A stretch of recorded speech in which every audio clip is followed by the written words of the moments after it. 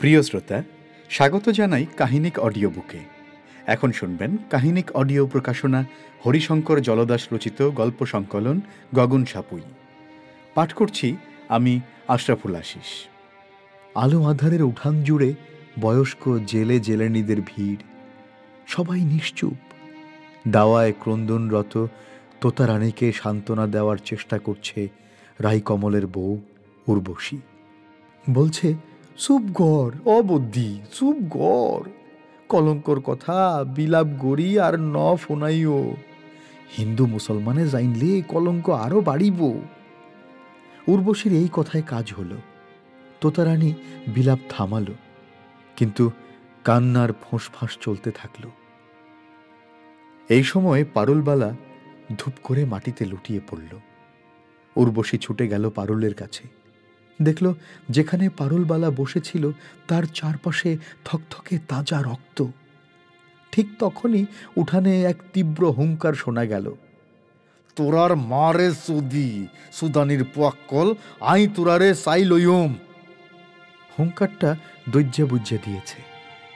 দৈজ্যা বুজ্জা আধ পাগলা, বয়স 60 পেরিয়ে গেছে অনেক আগে। সমুদ্রের সঙ্গে যুদ্ধ করা শরীর, পেটানো লম্বাটে শরীরের পেশিতে পেশিতে সাগরের উত্তাল ঢেউ যেন জমাট বেঁধে আছে।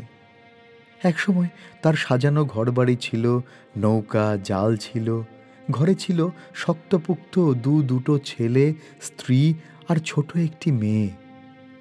বছর 5 আগে অঘোর বর্ষার এক সকালে ঝোড়ো সমুদ্র তার ছেলে দুটোকে খেল। তীব্র প্রতিকূল ঝড় জলকে উপেক্ষা করে হরগোবিন্দ ছেলে দুটোকে নিয়ে পাতানো বিহিন্দ জাল থেকে মাছ আনতে পাড়ি জমিয়েছিল উথাল পাথাল সমুদ্রে। মাতাল ঢেউ তার নৌকা ডোবালো। ছেলে দুটো অকুল সমুদ্রে ভেসে গেল, কিন্তু হরগোবিন্দ বেঁচে গেল। ডুবে মরতে মরতে নাগালে একটা ভাইজ্যা বাঁশ পেয়ে গিয়েছিল হরগোবিন্দ। পুত্র শোকে স্ত্রী মরল, সহায় সম্পত্তিতে শনির দৃষ্টি পড়ল। ধীরে ধীরে একদিন হরগোবিন্দ পাগল হয়ে গেল। তবে একেবারে ছন্ন ছাড়া পাগল নয়, মাঝে মধ্যে হুঁশ আসে তার। তখন সে তার মেয়েটিকে খোঁজে। মেয়েটিকে ওই পাড়ার রাধাচরণ পালছে। এককালের চুপচাপ হরগোবিন্দ এখন প্রায়ই চিৎকার করে বলে, দৈজ্যা রে দৈজ্যা, তোর লগে আর কৌজ্যা। সেই থেকে হরগোবিন্দ পতেঙ্গা জেলে পাড়ায় দৈজ্যা বুজ্জা হয়ে গেছে। লম্বা লম্বা উস্কো খুস্কো চুল, কামানো দাড়ি, না মাজা হলুদ হলুদ দাঁত দৈজ্যা বুজ্জাকে ভয়ঙ্কর করে তুলেছে। তার হাবভাব ও ত্রাস জাগানো চেহারা দেখে 10-12 বছরের মেয়েটি তার পাশ ঘেঁষে না। আজ সকাল থেকে দৈজ্যা বুজ্জার মাথা পরিষ্কার। অন্য সময় সে মাথার মধ্যে যে জগদ্দল পাথরের চাপ অনুভব করে, আজ নেই। সকালে উঠে দীর্ঘদিন পর সে কাঠকয়লা দিয়ে দাঁত মাজতে শুরু করল। দাঁত মাজতে মাজতে হঠাৎ তার চোখ পড়ল উঠানের এক কোণে পড়ে থাকা ভাঙা দাঁড়টির ওপর। তার যখন নৌকা জাল ছিল, তখন ওই হালিশটি মুঠিতে শক্ত করে চেপে ধরে একগাছি নৌকাটির পাছায় বসে থাকত। ছেলেরা দাঁড় টানত আর নৌকার পাছা থেকে সে ছেলেদের সাহস জোগাত। দাঁত মাজা হঠাৎ থামিয়ে দিয়ে সে দাঁড়টির কাছে গেল। গভীর মমতায় হাত বোলাতে লাগলো হালিশটির গায়ে। হাত বুলাতে বুলাতে ছেলেগুলোর কথা মনে পড়ে গেল দৈজ্যা বুজ্জার। বউয়ের কথা মনে পড়ে গেল।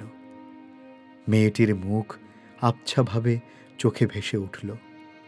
প্রকাণ্ড রাক্ষসের ঢেউ তার মাথার ভেতর আছড়ে পড়তে লাগল। আচমকা তার মাথার মধ্যে ঘূর্ণি উঠল। মাথা আবার পুরোপুরি এলোমেলো হয়ে গেল দৈজ্যা বুজ্জার। সে হাহাকার করে বলতে লাগলো, দৈজ্যা রে দৈজ্যা, তোর লগে আর কইজ্যা। গোটা দিন এলেবেলে কাটল তার। রাধাচরণ তাকে নিয়ে গিয়ে ভাত খাওয়ালো। ভাত খেয়েই রাধাচরণের দাওয়ায় মাটিতে শুয়ে পড়ল সে। সাঁঝবেলা গড়িয়ে গেলে তার ঘুম ভাঙল। ঘুম ভাঙার পর মাথা আবার পরিষ্কার। ওই সময় রাধাচরণের বাড়ির পেছনের রাস্তা দিয়ে যেতে যেতে কারা যেন বলা বলি করল, জগমৈন্যার মায়া রে, আজিয়া হাজুইন্যা মিলিটারি আর রাজাকার মিলা বলাৎকার করছে। শুনেই দৈজ্যা বুজ্জা দৌড় লাগালো জগমোহনের বাড়ির উদ্দেশ্যে। তারপর ওই হুঙ্কার, আয় তোরারে সাইলয়ম। বলাৎকারের খবর শুনে যে পাড়া প্রতিবেশী ও দূর নিকট আত্মীয়রা এসেছিল তারা ধীরে ধীরে জগমোহনের উঠান ছেড়ে গেল। কেউ নীরবে গেল, কেউ হা হুতাশ করতে করতে গেল। এর মধ্যে উর্বশী পারুলের চোখে মুখে জলের ছিটা দিল ঝপাঝপ। পারুলবালা চোখ মেলে তাকাল এবং খুব জোরে ফুঁপিয়ে উঠল। বিপর্যয়ের পর এই প্রথম তার কান্না। প্রিয় শ্রোতা, আশা করি বইটির এই নমুনা অংশটুকু আপনার ভালো লেগেছে। পুরো বইটি শুনবার জন্য কাহিনিক অ্যাপ থেকে বইটি ক্রয় করে নিজের লাইব্রেরিতে সংগ্রহ করুন, নিজে শুনুন এবং অন্যকে উপহার দিন। বই বাজুক কানে, বই বাজুক কানে। কাহিনিক অডিও বুক, বাংলার গল্পকার।